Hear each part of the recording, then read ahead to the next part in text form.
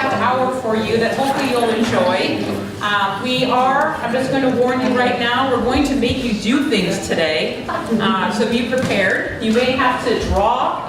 No, you don't have to draw. No, you will have to write.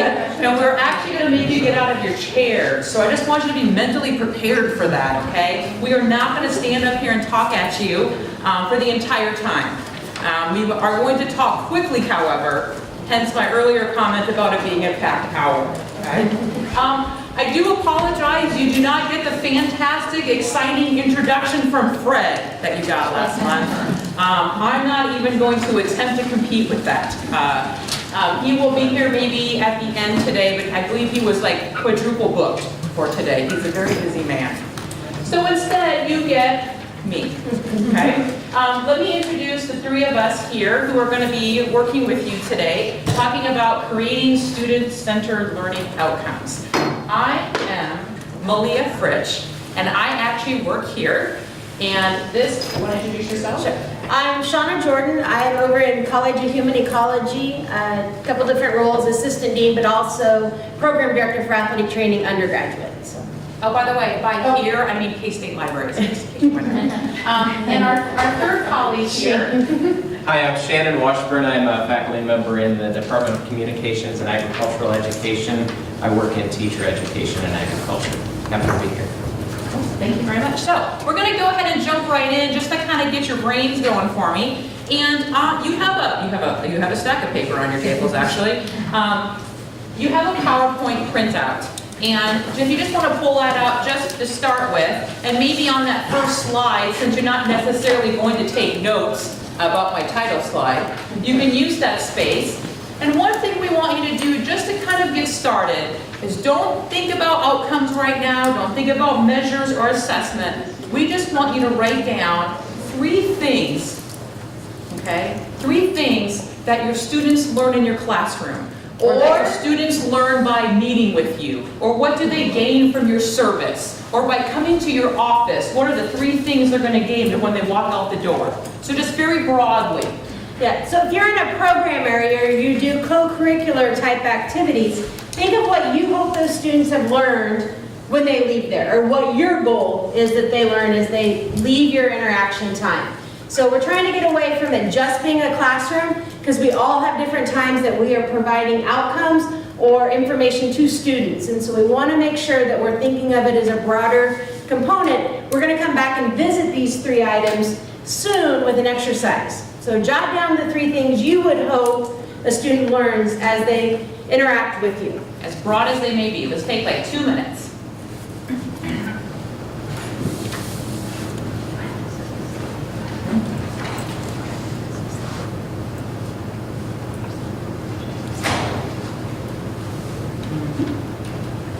Oh no, it's there. Just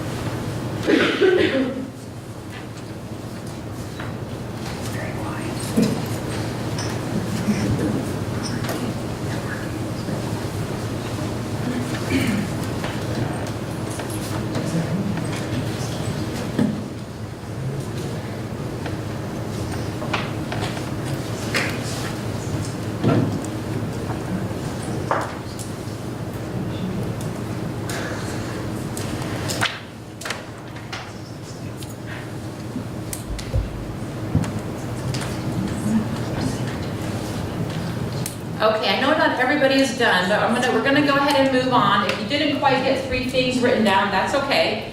We just kind of want you to start thinking about that, and we will come back. So let me go back 2 slides here. Let's talk about learning outcomes and what we're doing here. When we talk about learning outcomes overall, and we talk about the A word, that's assessment, but we try not to say it very often.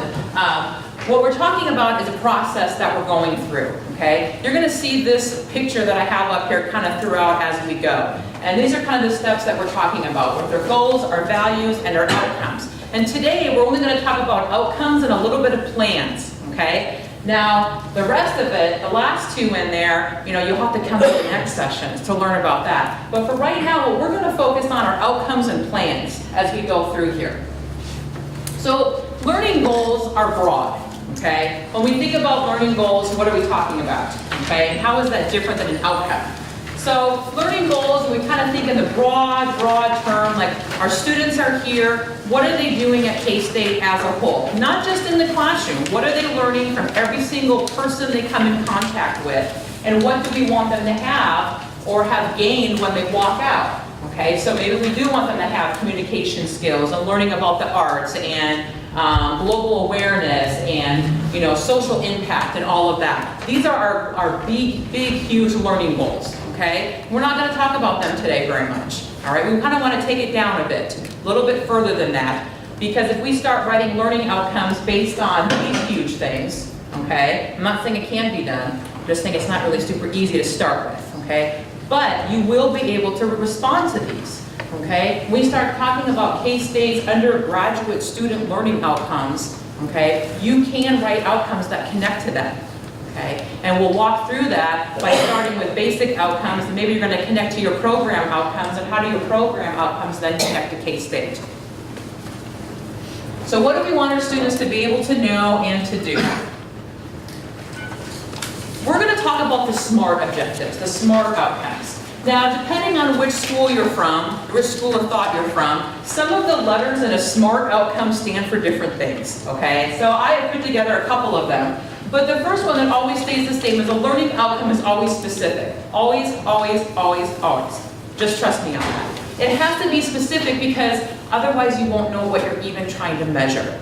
Okay? Of course, there you go. It has to be able to be measured. And that's something that we talk about a lot. Frequently when we're talking about outcomes or revising outcomes, the question that I ask back to somebody is, and how are you going to measure that? What does that look like? How are you going to measure that? First, then the A, these change, and it's basically the same thing. They're appropriate, they're action-oriented, they're attainable, they're not unreasonable, results-oriented or results-focused, and then we have the T. And normally I see this as timely, but then there's also people who are seeing this as teachable. And I think that's important too, so I went ahead and put on there the same thing there. One other thing that I might talk about when we're talking about measurable is just to let you know there are some words that we'll avoid, and I'm going to start talking about action verbs here, and then I'm going to talk about the action verbs that you never want to use because they're not really action verbs, okay? So hold that thought for me on that one. So when we're talking about learning outcomes, you're starting with your basics. Students should be able to do something. Okay, students should be able to do action verb. Okay, here's your format, something. Okay, that's all it is. It's one short little sentence. Outcomes are a scary thing if you've never done one, but I promise you, all it is students should be able to do action verb something. That's all it is. Now, when we talk about action verbs, first of all, you have this handout, so do not try to read my huge screen here. When we talk about action verbs, here's a huge list for you that you have. And you'll notice across the top, what do I have up there? Anybody want to tell me? Bloom's Taxonomy, best thing ever.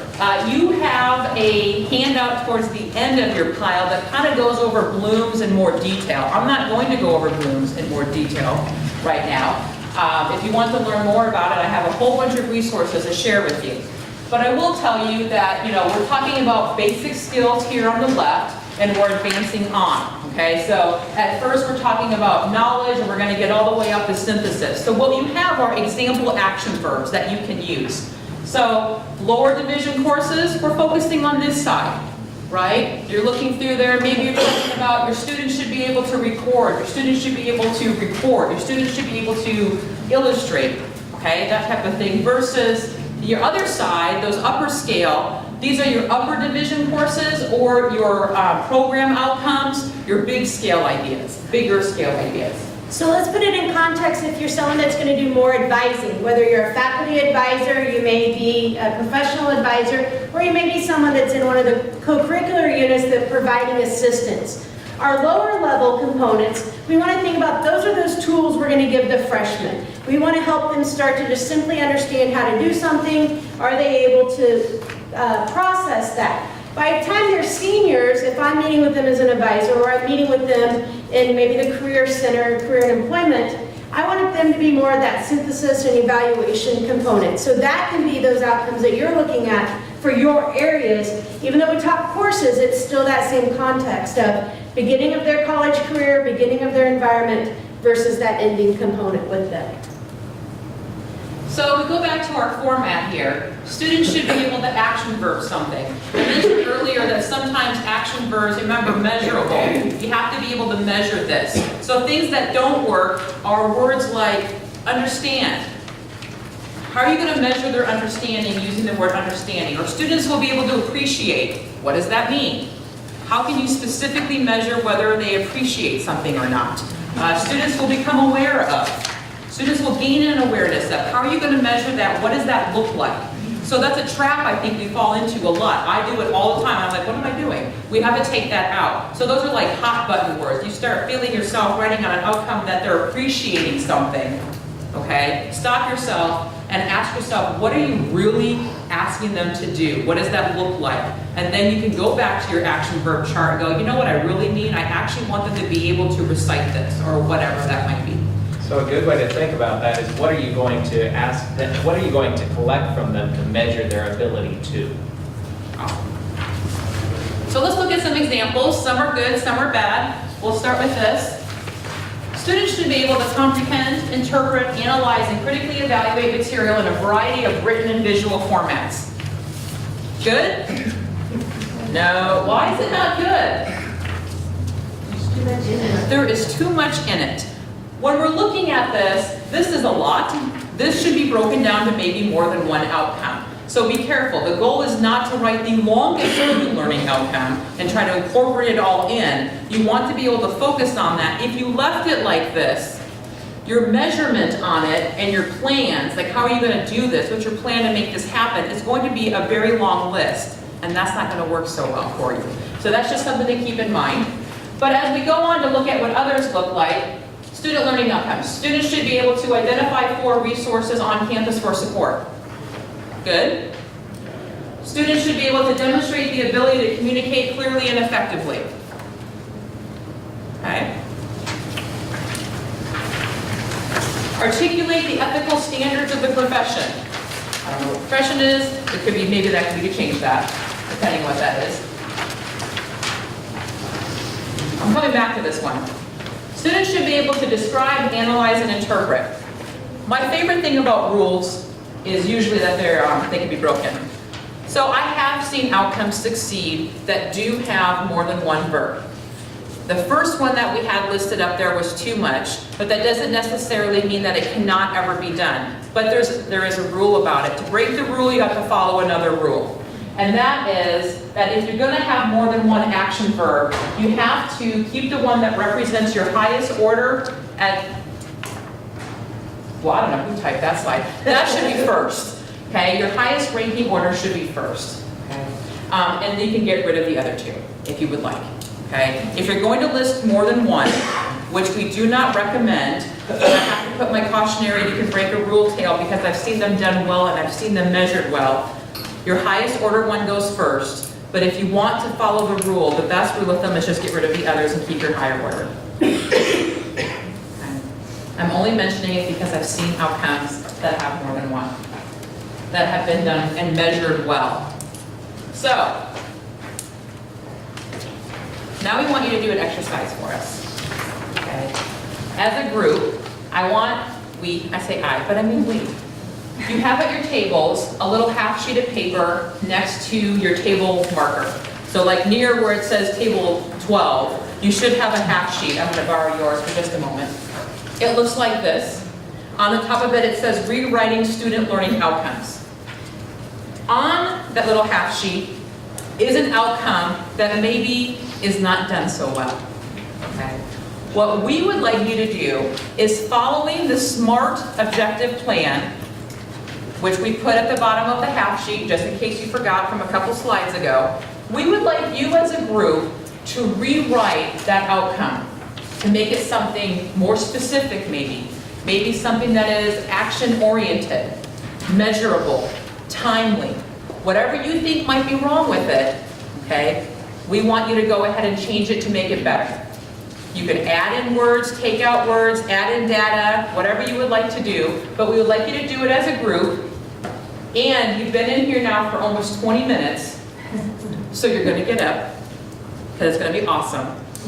And we have along the walls of the hemisphere room huge Post-it notes, which are the best thing ever, okay? Stuck on the wall with a marker underneath. Mark table 1, table 2, table 3, table 4, okay? So what we would like to do is to have your group move to your Post-it note, talk about it with each other, how you can make it better, and write your new outcome on your Post-it note.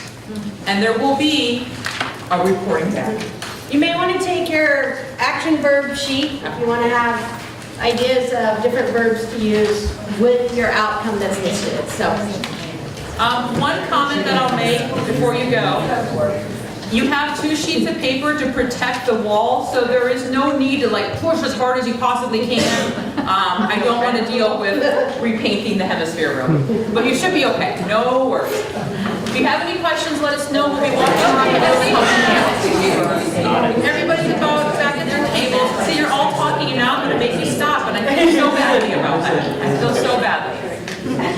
so at this point, we were pleased to hear the discussion going on. We'd like to have, we're not going to have every table report, but we'd like to pull out a couple of them. So I'm going to pick on one of the tables I talked with, which is going to be Amber and Melody. I knew it. Yeah. Well, no, because yours is a good one. So why don't you share what's your initial, what we gave you? Our initial was students will appreciate the importance of empathy in the treatment of critically ill patients. Okay.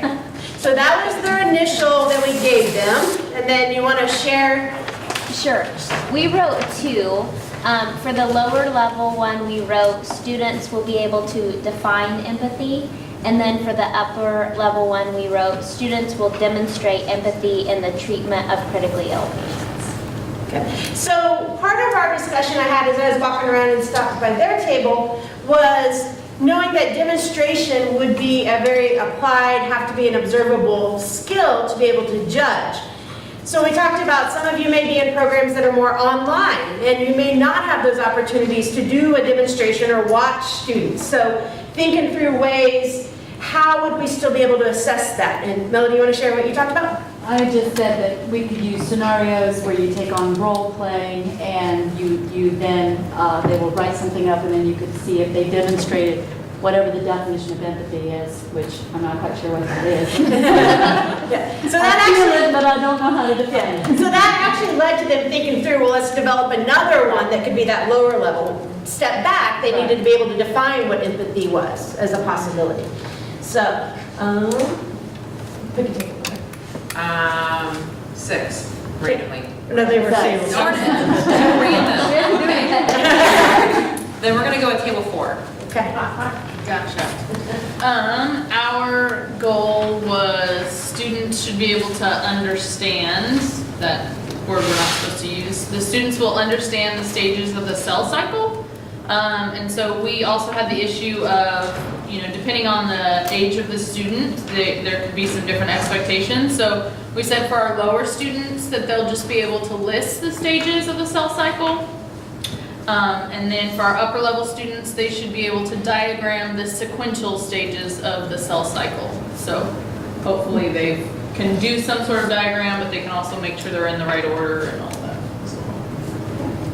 Then I'm going to pick on Andrew because I know you guys kind of wrote one first. Table 2 had one that could be some of our co-curricular units. So. And I'll tell you the upper level one, I wrote too big and you weren't supposed to write on the back page, so just trying to follow the directions, but it's very hard. Okay, so the one we had originally was students will become aware of the resources on campus, and so we narrowed that down to students will name 4 tutoring programs at Kansas State University. And then for the upper level one, we thought maybe they would be able to choose or compare the different tutoring services to decide what they needed at what specific point. So. Good. So as we went through, I think from what I could hear, so it's only obviously the groups I walked by, was exactly what I'd hope would happen. Some discussion of starting to think through, breaking it out. Was it a lower level? Was it more of an academic advising piece? the online components, which was a new challenge for a lot of our areas, to start to incorporate some of these meaningful outcomes, but still being able to know, is the students learning, or are they learning what we're hoping they're gaining with that? So as we go into, it kind of ties to our next part, this thing about the co-curricular. And I love this quote. It's on the NACADA side, it's on the K-State advising side as well. Good advising may be the single most underestimated characteristic of a successful college experience. And I would stress or add that it's not necessarily always the planned advising that adds to that. Even though you may be a faculty member sitting in here, you still have advising. You do advising walking down the hall with the student. The other piece is we have professional advisors, and we have the pre-program advisors. The piece that we need to think about is advising is one area we don't turn in a written report. We don't turn in an assessment component for each of our units. It gets incorporated through the student reporting, through some of our other processes. But it's still meaningful to have outcomes that need to be applied. So when we look at the learning outcomes for academic advising, once again, it's based on what's our mission, what's the goals of your curriculum, but also the co-curriculum units that we may work with, the tutoring centers, the Career and Employment Center, the Academic Career and Information Center, where we may guide a student to that component because of our discussion with them. So when we think about the academic advising pieces, we're thinking about them more than selecting a class. And on your table of handouts, we've given you a ton of resources, is a sheet that I actually simply pulled from NACADA's. It's got some great samples of what could be academic learning outcomes. So the first component, is doing your academic plan, which comes to the bottom here. Selecting the classes that the student needs to have, putting together that 4-year plan. Sean, for those of you who are still looking, that sheet that she's referring to is on the back of your action verb sheet, just so you can find it. Thank you, Shannon. Yeah. So when we think about it, it's not simply saying, can they pick out their classes? Can they think through? Can they define a plan of action for themselves? Can they synthesize or evaluate where they want to be in a 4-year plan process? Or what that ultimate outcome goal is for themselves? Is it med school? Is it vet school? Graduate school? That's part of that process also. Then the other is, the table already alluded to, is helping them find the resources for tutoring. Can they identify it? That sort of thing. So we kept talking about courses, but academic advising is a course in itself, but just seen as a different way when we look at these outcomes. And so don't forget that piece of it. When we meet with students or we're thinking of what we want them to learn, we just don't write them down necessarily. We do it more as a verbal outcome component with them. I think another connection to make here also, we think about what Scott Jones told us last month and some of the different outcomes that they have over there. You know, it's kind of the same thing where you're thinking outside of that classroom box, right? But you're still taking a look at what are they learning from you? What are you giving them? Even if you're not standing in front of the classroom, what does that look like? So it's something that we want to focus on as we go through that. You know, the holistic, student-centered outcome that we're looking for here always includes curricular and co-curricular, right? It's both parts of this. As we move on to look at, now we have learning goals and outcomes, and now we want to take them into plans. And this is a little different. So now we have to figure out, what do we have to address to make our outcome happen? So we have this outcome. Students should be able to, or will be able to, action verb something. How are we going to make that happen? What does that look like? What plan is going to come into play here? So here we go through, and I know there's like 100 slides here on your PowerPoint, but just work with me here. This is a lovely diagram that I completely stole from the Higher Learning Commission, but it only said I could have it. So when we're starting talking about this, we're going to take our action verb and we're going to start talking about plan. So your first step, and obviously it does not have to be these 5 action verbs, whatever verb is. So we're going to increase something, improve something, determine whatever our plan is. You have to have a something to make the plan happen. What are we going to increase? A percentage, the amount, a ratio, a level, okay, of someone maybe, okay, or of something. right? I know, it's off, just working. And then that someone or that something, we have to do it somehow, with something, okay? So here's what it might look like. So our plan might be to increase the number of faculty who submit grant applications. So maybe our outcome for this is connected to that. We are the grant application officer at a university and we want to increase, okay? So we're gonna fill in our words here. Or we want to increase the percentage of staff who contribute to the annual campaign. Something fitting for right now, okay? Maybe we want to reduce the amount of paper, glass, and plastic that are not recycled, okay? We want to determine the level of student satisfaction with our new website. Increase the percentage of students who pay online. Reduce the amount of time that we spend responding to data requests, okay? Whatever that might be. Increase the level of awareness with FERPA. Okay. Increase the percentage of seniors who demonstrate competence in critical thinking. Or increase the percentage of first-year students who deliver an effective public presentation. Okay? Increase the percentage of majors. I could do all this all day, right? So you kind of get the idea here of what we're doing. You're action verbing the noun of someone or something who do or have something. So we take our little statements of student learning outcome and we start saying, okay, what does this look like? What are we talking about? What's the problem here that we have to address? And that's what we're making our plans. So you have the action verb, noun, something, template, okay? You have a blank one. So on your table is a blank one that looks just like what Leah You have showed. two. One in your handout pack is the action verb, the noun of someone or something with a who, it, what, whatever. And then you have a blank one. It's in your handout packet. What we want you to do is we would like you to work together. So you have some action verb handout. You have a template to fill in here. We would like you to work together as your group to write an outcome for a program or a class or something from one of you sitting in your group. Now earlier, you started with some pretty broad learning goals, like the 3 things that I hope my students might learn from my class, or the 3 things I hope the students will gain from meeting with me, that type of thing. So first, talk amongst yourselves and decide maybe what outcome you want to work with, okay, among the group of you, and then we would like to have you as a group fill out your blank template. And then there will be like a reporting back.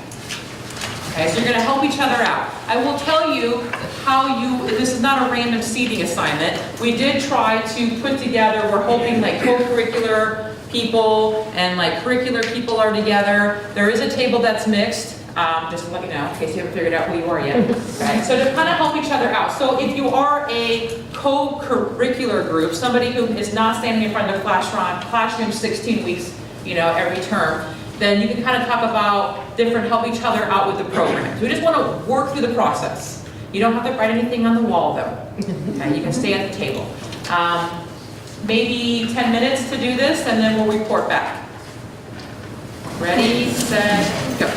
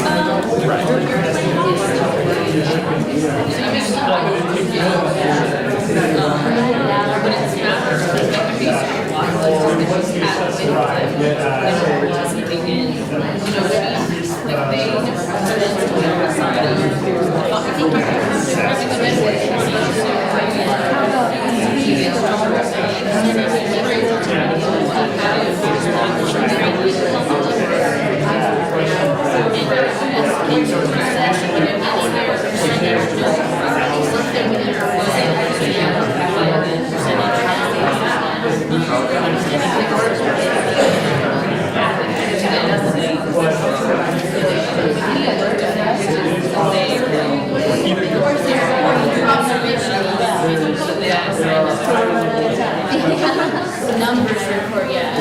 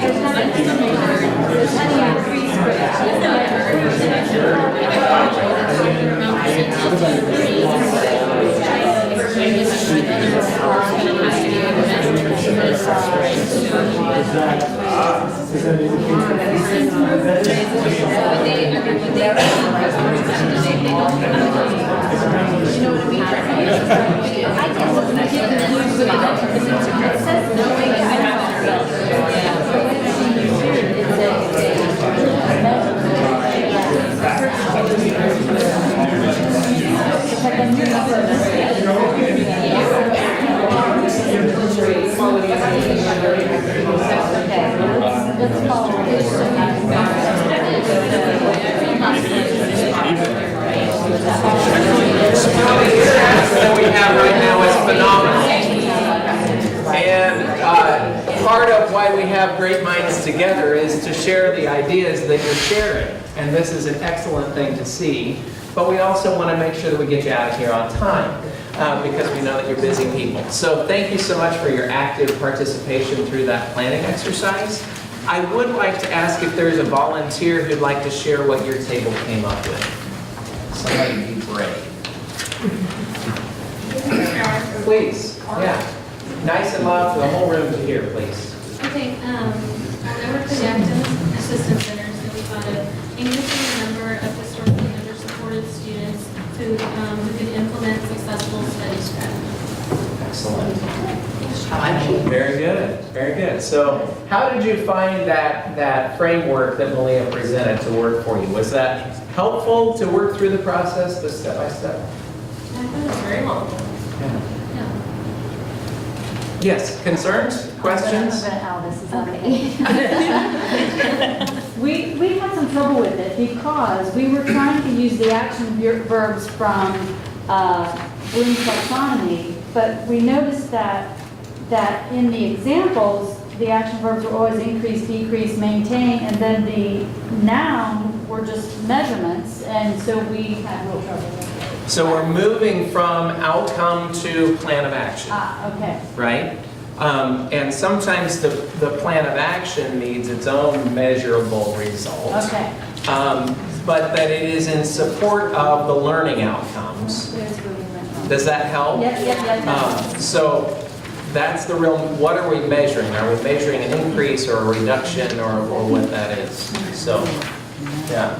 Other questions or concerns?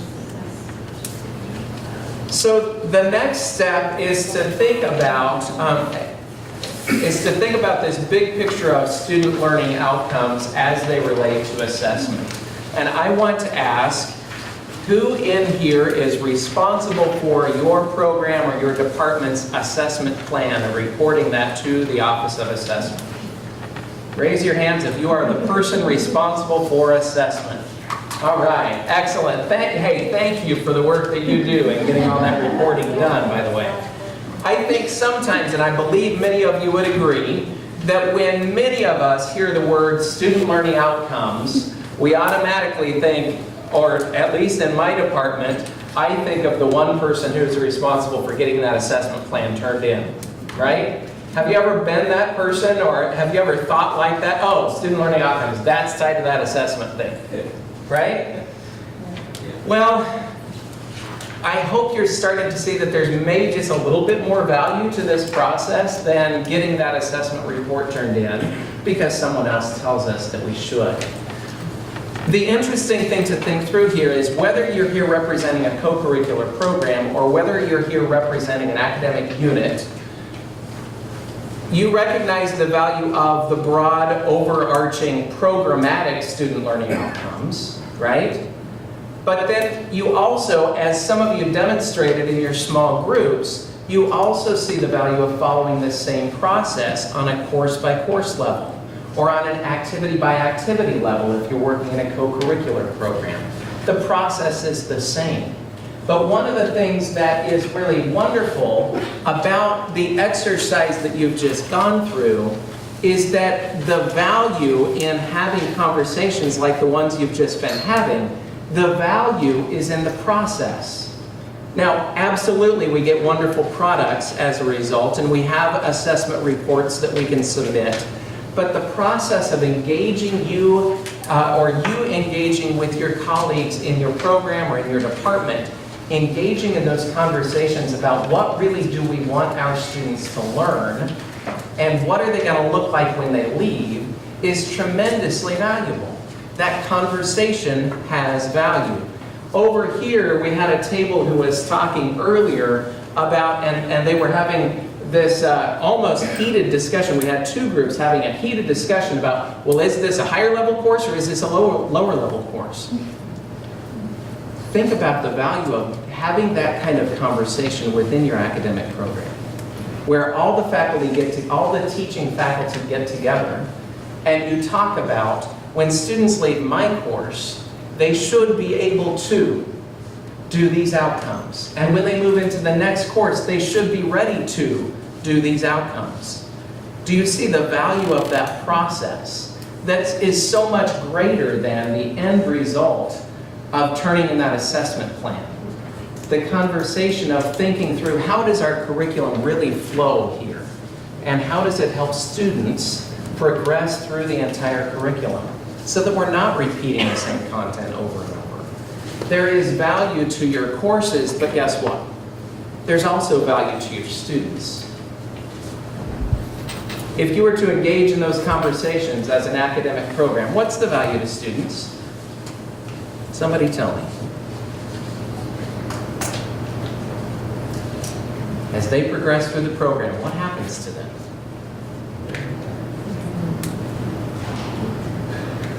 They learn. Okay. And they build upon the foundation that is established in those lower level courses, and they move to the upper level courses with increased rigor and higher expectations of them. They also have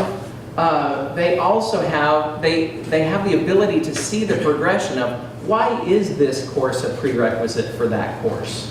Why do I need to learn this stuff before I'm allowed to learn the next thing? They see the progression as well when we pull in co-curricular outcomes. And we say, you need to be involved in these activities from an advising standpoint. We encourage them to be involved in these activities because holistically, you are growing and developing as a future professional. When we have those conversations with each other, it makes it so much easier for us to have the same type of conversations with our students. Here's why this works. As a result, then, we have a real meaningful logical structure and sequence to our curriculum.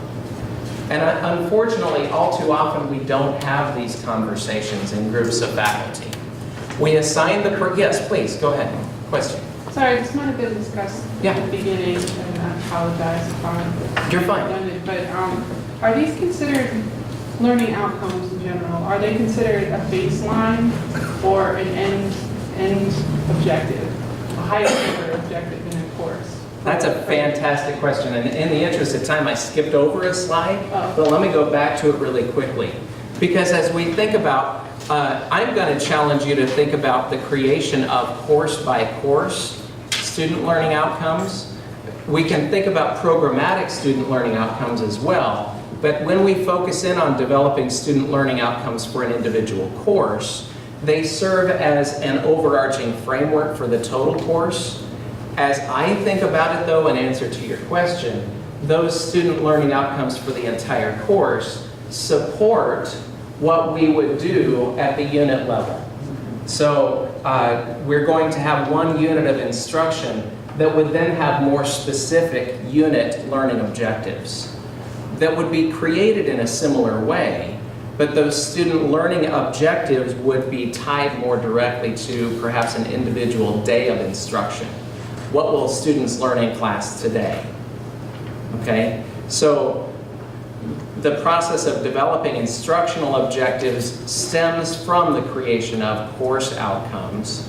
Course outcomes then support overarching program outcomes, and they get, so as we look at the program, we have more broad outcomes. As we look at the course, we have more narrow programs. As we look at individual learning objectives, they're much more specific. But the process of creating them is very similar. Does that help? I think so. Perhaps confuses you more. That's a workshop all on its own. That's a whole workshop creating individual student learning objectives. But as you think about the instruction of a particular unit within your course, when those are built upon student learning objectives, what the students will learn, and those support the course and the program outcomes, the students have a much clearer path to follow of what they should be learning. And you have a wonderful tool when students ask the question, what's going to be on the test? You can give them a list of, these were the student learning objectives that have been addressed so far in our course. If you can respond to these objectives, or if you're familiar with all of these objectives, you're ready for the test. Okay? So that's getting it more to a student-centered level, but it's a similar process, just on a more micro level. Thank you for the question. Hope I didn't confuse you further. But those objectives then are measured by assignments that support the course outcomes. Okay? The creation of course outcomes then makes the learning process more systematic for students. They see why I'm in this. It also makes your program more systematic and sequential, when students can see how one course flows into the next. So that's my encouragement to you. Okay?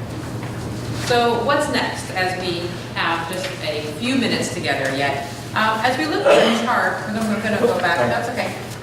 So what we have left now are your actions and your measures. And when we start talking about that, first of all, so much information in an hour, and we understand that. So I hate to leave you hanging on how you're going to measure all of this, but that's exactly what I'm going to do. So the Academy has 2 workshop series yet, and they both happen at the Institute for Student Learning Assessment. So the first one is the morning, on November 12th, and then the second one is in the afternoon. We start taking it beyond all of that. So we would, of course, remind you of that. Hopefully you registered for all 4, so you know what's happening there. And we're going to end with this slide that says questions with our contact info, but I'm sure you all see the time by now that it's 4:28. So we'll take 2 minutes of questions, and that's it. But before we even do that, what I will say is, first of all, you have all 3 of our contact info email addresses up there, and on your PowerPoint slide then, and a wealth of resources. Those handouts, we didn't go over all of them, but they're there for you to use. You are welcome to contact any of the 3 of us. We're happy to talk to you about all of this.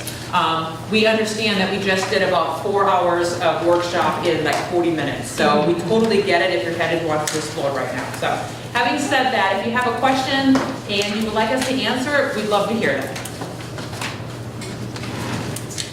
I have a quick question moving forward. If we can't make one of the meetings because we're teaching, kind of have to do that, are they going to be podcasted or video casted? How would we get access to those? Are you keeping the... Yeah, they'll be posted to the Office of Assessment website. Yes, we're going to record them just like we did today. The Institute sessions will be recorded, and they're just on the Office of Assessment website. The video recordings and all the handouts will be uploaded there as well. If you like lose one or you want like 17 copies of that blank template, go for it. It will be online for you to have. There was another question over here somewhere. I was just gonna clarify the difference between course objectives and student learning outcomes. Okay, so when I think about course outcomes, I'm thinking about probably 12 to 15 broad statements of what the entire course entails. When I think about learning objectives, I think about the more specific day-to-day instruction. So as you're preparing to teach a single class period, you might have 3 or 4 objectives for what students will learn that day. Those are in support of the course outcomes, but they're on a much narrower level. The idea is the same, and the idea is to focus on, at the conclusion of this class period, what will my students know? It's the same planning process, but it really helps you focus in on why do I need to teach what I'm going to teach? What needs to be taught? And how will I go about teaching it in a way that students will see how they'll be measured? So it's a really valuable instructional planning exercise, but it's also really helpful for students to see the bigger picture. Thanks for that question. Hopefully that explains.